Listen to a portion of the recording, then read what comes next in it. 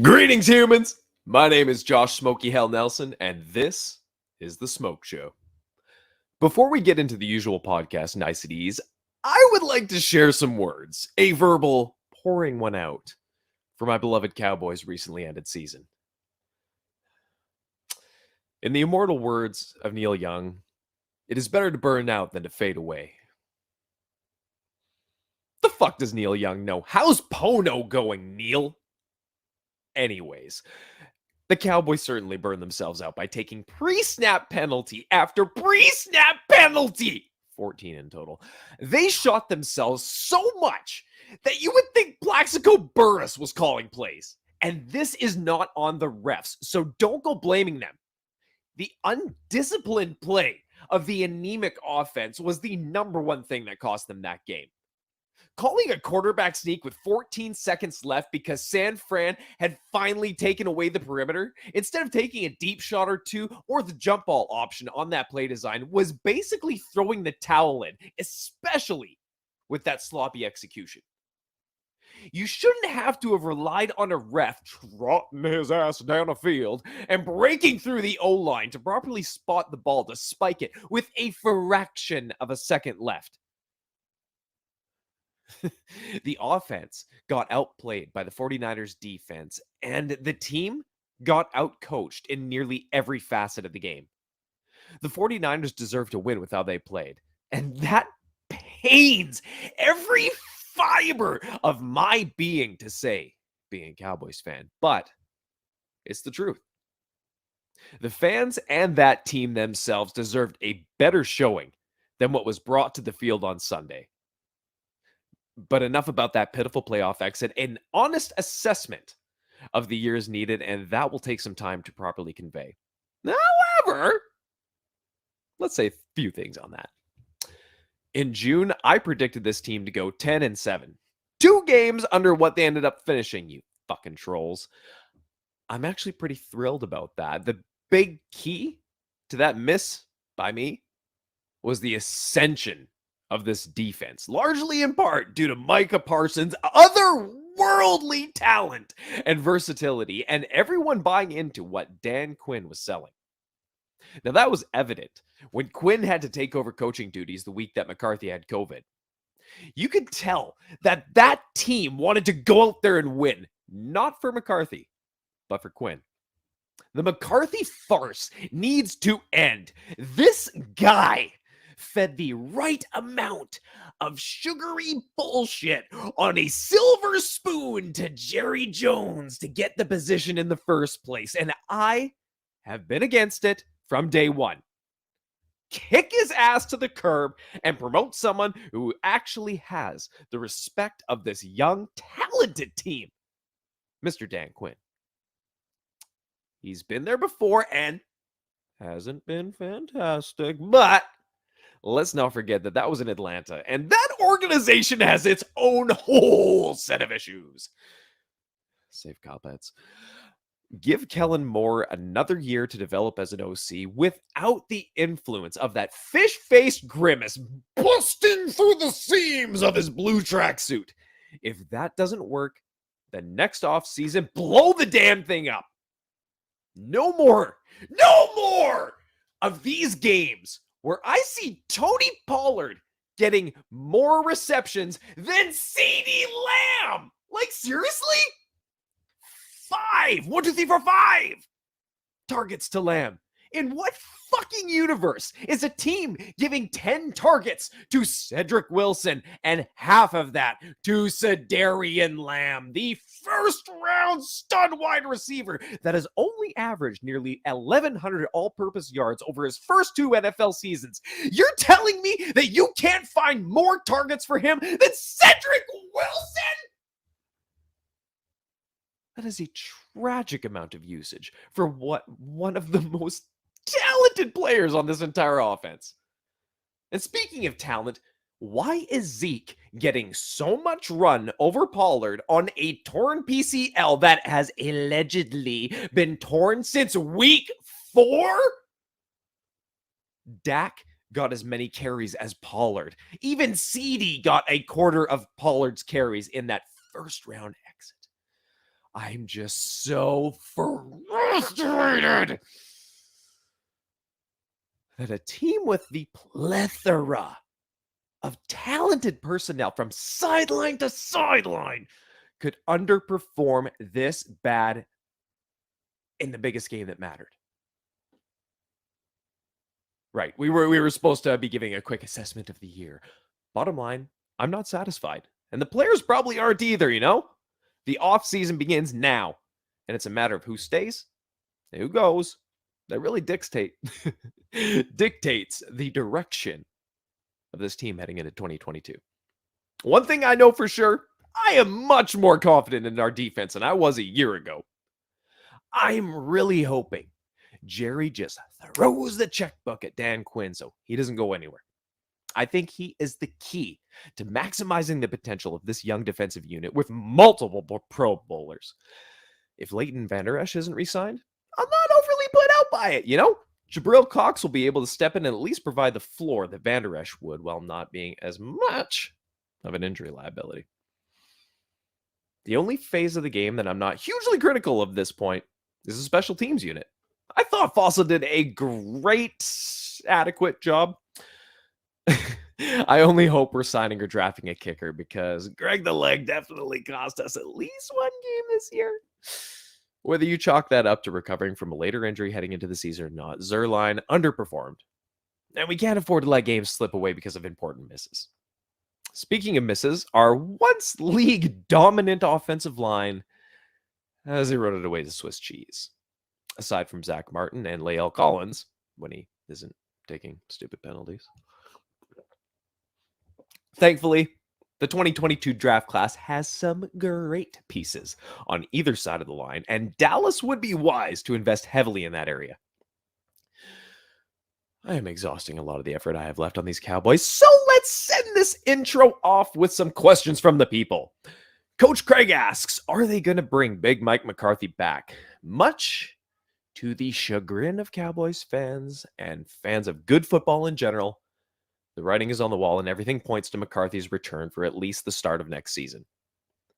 The Cowboys did show improvement from year 1 to year 2 in the McCarthy system, and I think that is what bought him a little extra time. It certainly wasn't his player management, clock management, or play calling that earned it.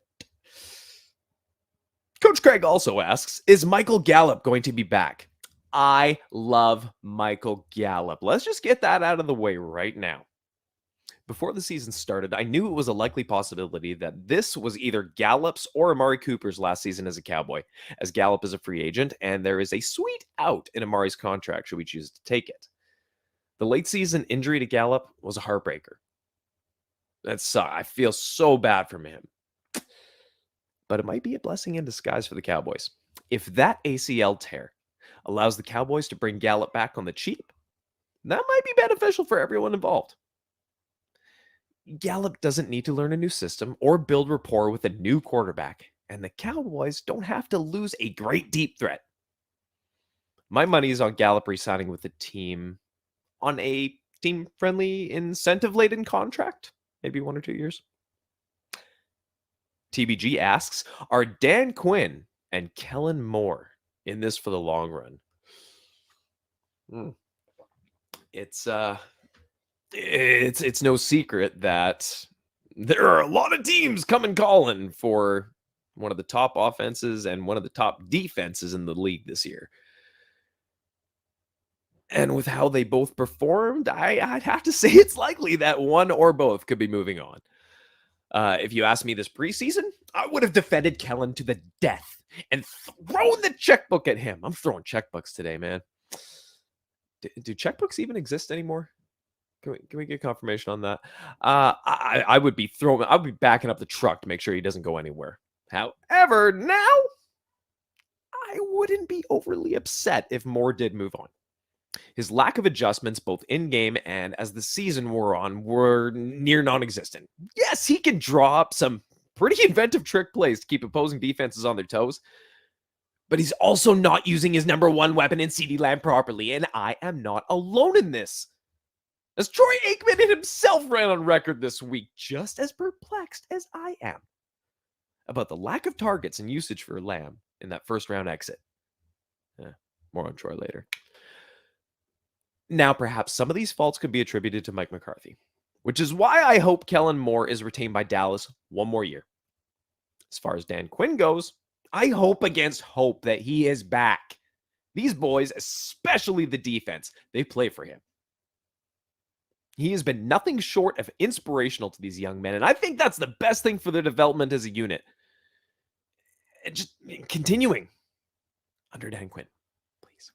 I wouldn't be upset to see McCarthy's ass booted down the road and DQ be given the reins to this team. Coach Craig asks, where else can they improve on this team? Will Zeke be healthy? Will Pollard be healthy? Personally, I think the offensive line is the number one priority, with a linebacker and cornerback high on the list. If we could re-sign Jaron Kearse, I'd like that for at least another season. As far as the health of Zeke and Pollard go, that is on them to get their asses in shape and healthy by the time OTAs roll around. If both those backs are healthy and the O-line shows any improvement, Dallas has 13 to 14 win potential. What I would like to see, though, is more of a 60-40 split. Just to try it out, you know. Time for one last question to wrap this up, and I think it's a fascinating one. My man Derek asks, will the Dallas Cowboys ever build a culture of accountability? Short answer, no. I mean, not until Jerry Jones kicks the bucket and this team is inherited by Steven. Jerry has clearly not made accountability a priority in his 33 years as owner and GM, based off of, well, the last 33 years of Dallas Cowboys football. Jerry just wants to win, and honestly, that's one of his best qualities. His hubris in managerial control has led to some many questionable moments, but how can you deny the drafting that they've done recently? But a culture of accountability? It won't be from on high. It won't even be from McCarthy. Or else we would have seen it this year. If ever a culture of accountability is to be fostered and grown, then it's going to have to come down to the leadership team on the roster. I mean, Dak and Micah need to be the ones that make that a priority if it's ever to happen. Let's just say, though, that I'm not holding my breath. In the immortal words of Forrest Gump, that's all I got to say about that. Thank you for joining me today. That was a meaty intro of nutritional goodness. Should we get into this podcast? Yeah, let's get into this podcast. If you are listening on Spotify, please take the half second to leave a 5-star rating, as they are new to Spotify, and I want all the stars like Mario 64. Use the other half second from earlier and hit the subscribe button on the way out. I greatly appreciate it. As always, this podcast is proudly presented by the Fantasy Points Media Group. Now, for the uninitiated, the Fantasy Points Media Group is home to a collection of the most knowledgeable and profitable minds in the industry. You like money? You like fantasy points? Then what are you waiting for? From statistical analysis to DFS betting knowledge in multiple sports to the hottest new prospects coming out of the college ranks, the Fantasy Points Media Group has a show that will cover your needs and more. Now, the benevolent parent behind that group is fantasypoints.com, which is having a super early bird promo on membership, which means my code isn't even active until after the Super Bowl because this promo is so ridiculous. 25% off. Oh! When you sign up right now at fantasypoints.com, fantasypoints.com, getting you fantasy points and so much more. Now, on today's show, we are checking in with the people to see what celebrity athlete interactions they've had, positive or negative, and how those turned out. Also, we will be going through our predictions for the remainder of the NFL playoffs, including some moments that even surprised me. Without further ado, let's do this! Smoke Show! To kick off our celebrity athlete interaction segment, I am going to share one of my experiences. Then we're going to turn to the sponsor, the Sports Me app, to get the stories of the people. Then we'll end it off on another story from my collection. Go to getsportsme.com or your app store to download my favorite app that isn't named Twitter or Spotify. Whether it's dropping your hottest takes or battling with others on theirs or interacting with some of the professional athletes and analysts on Sports Me, you will not be disappointed. Trust me, man. Hit me up at Smokey Hell NFL on the Sports Me app, and you might just find yourself on a future episode of The Smoke Show.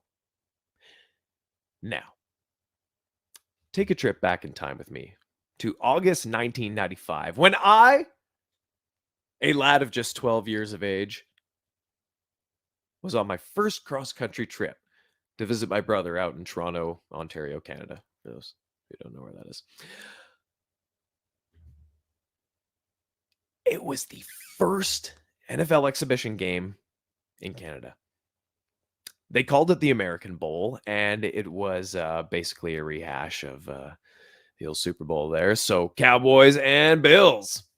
Now, the day before the game, there was an open practice where you can go like right down to the field side and, you know, see the players, get autographs, talk to them or whatever.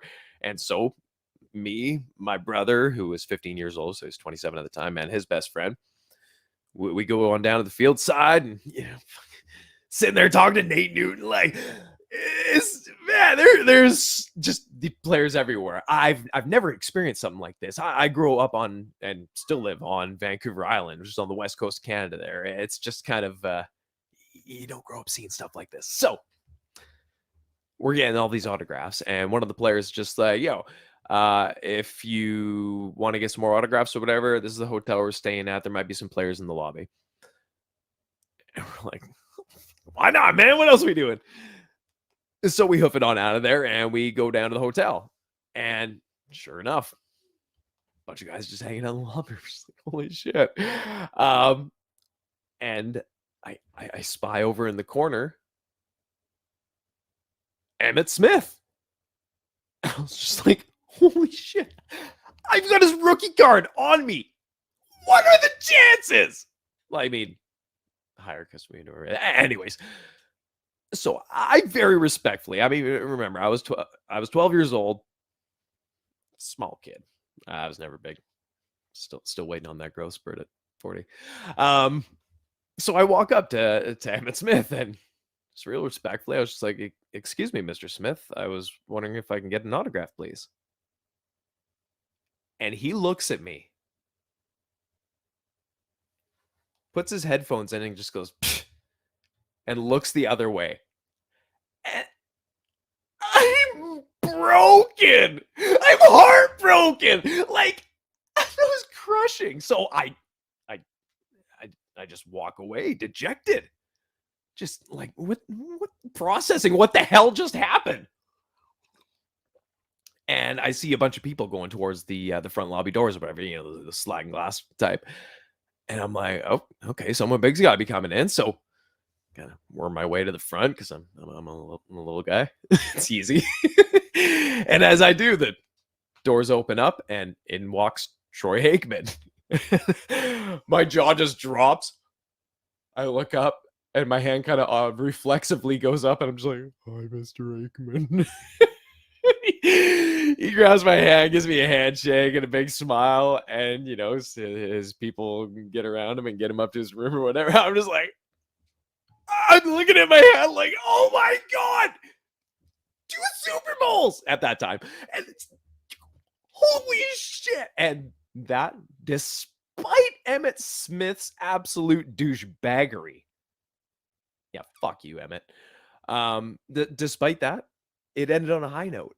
And I gotta say, I'm a Cowboys fan for life. And you know, that's one of my favorite stories. I love it. But I got interested. What are some other stories that people had with their interactions with celebrity athletes? Let's find out. So I've had a lot of good interactions, but nobody wants to hear about that. So I'll tell you about my one and only bad one, and that's Alfonso Soriano when he was coming over to the Nationals from the Rangers. He sat for a few weeks because he wanted to play second base and they wanted to play the outfield, and he made a whole pity party about it.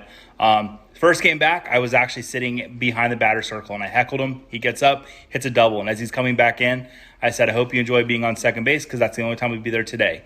And he flipped me off, and it was on ESPN, and it was pretty awesome. I saw Odell Beckham Jr. in traffic in Weehawken, in Jersey. So obviously Odell wanted to be seen.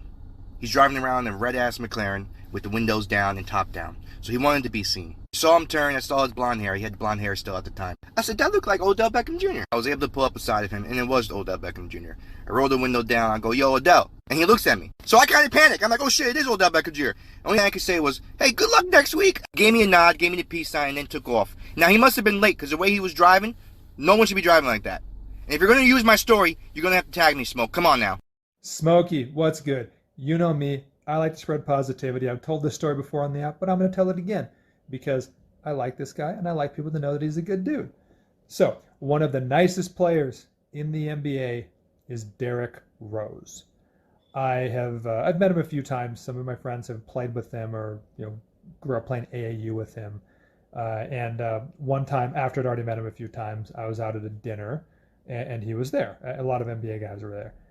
So he was one of many.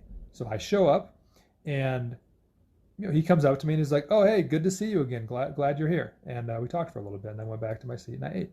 Now, that's not a big thing, but I say you can often judge people by the small things because, a lot of NBA guys there. There's money, they're famous. Yeah, they're off in their own world and they don't have to pay attention to people and they can ignore people and be rude if they want to. And people keep coming back and dealing with it. And so ate dinner, left. And then before I left, he came back up to me and said, hey, thanks for coming. It was good to see you. Again, small things, but very indicative of Rose's character. Very thoughtful, very kind, very humble too, which all things considered and what he's accomplished, especially at such a young age, is pretty remarkable. So Derrick Rose, great guy. So back in his first year as a starter, so third year in the pros, I met Aaron Rodgers at a party with mutual friends because we're from the same town, and had a beer with him, sitting on the couch watching football. And because I'm a Cowboys fan, he decided to heckle me and laugh his butt off about beating the Cowboys and ripping our heart out for the first of many times. And he did warn me that he was going to do it his entire career because he grew up hating the Cowboys. The dude's a man of his word. What up, Smokey? Fantasy Sven here. Just, unfortunately have COVID, so I'm quarantining right now. I met Ricky Williams, probably the nicest athlete I've ever met in my entire life. Guy was a fucking class act. Jose Canseco, real piece of shit. He sucked. Jerry Rice, I met him. Guy was monotone. He was just taking pictures with people and just kind of was just allowing fans, to say what's up to him, and that's about it. So, a nice guy. Nicest guy I've ever met, though, is Charkandrick West. Holy crap, biggest smile on his face. What's up, Smokey? It's Mike from New Sports Zone. I have had an encounter with a professional athlete. A few of them, actually. One was David Morgan from the backup tight end for the Vikings. Pretty good guy, actually. He was just out with his friends and his family after the Green Bay Minnesota game. He offered me to take a picture with him. That was cool. Tommy Kramer and Henry Thomas came to where I live, too. They did a charity softball event. It was cool. What up, Smokey? Pigs Picks here. Hey, man, I love this topic because, I actually got to meet a lot of guys during my security time when I used to work event security. My favorite person I ever met was DeForest Buckner. It was a 49ers event.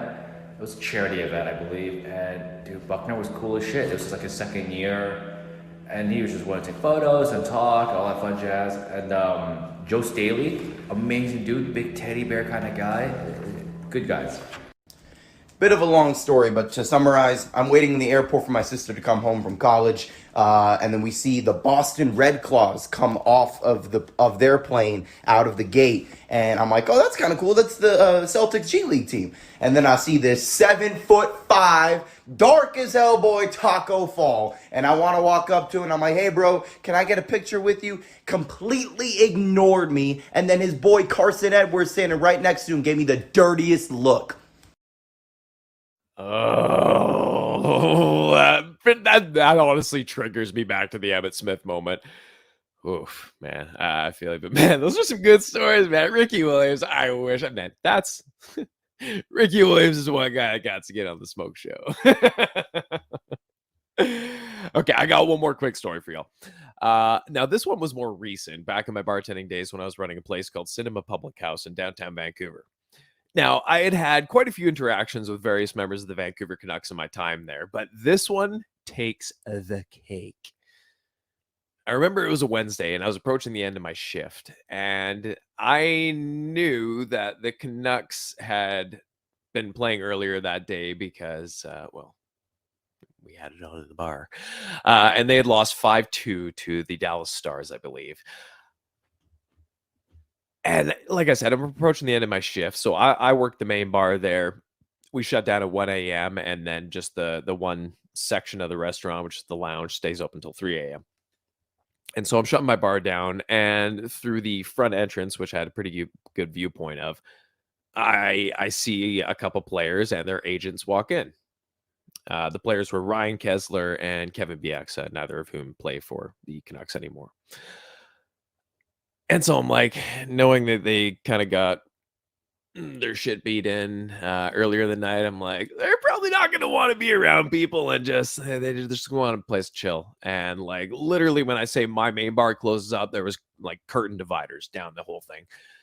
And I see them, and I look over from the corner. I'm like, call them over. I'm like, hey guys, I know you had a rough night. If you want to just chill at this bar, I'll serve you drinks, whatever, and you can just kind of be away from things. And they're like, yeah, cool, whatever. So they sit down, and this is not a thing where I can just clock overtime in. I'm staying there for free at this point, but I'm like, yeah, you know, whatever. Let's give these guys what they need. Give them a little privacy, and they can be on their way. So I'm like, all right. So they're just drinking rounds of Guinness and shots of Jameson. Well, their agents are talking agenty things, and they're talking other things about some players that I will keep private. But yeah. Anyways, long story short, it comes time for the bill. And at this point, I've been there like an hour and a half, almost 2 hours for free. Just serving these guys, letting them have some privacy. And so I'm like, do you guys want that separate? You want that all together? Like, I'll just throw it all in one. I'm like, all right, cool. Print it off, and I turn around with the receipt in my hand, and both Bieksa and Kesler had their cards out.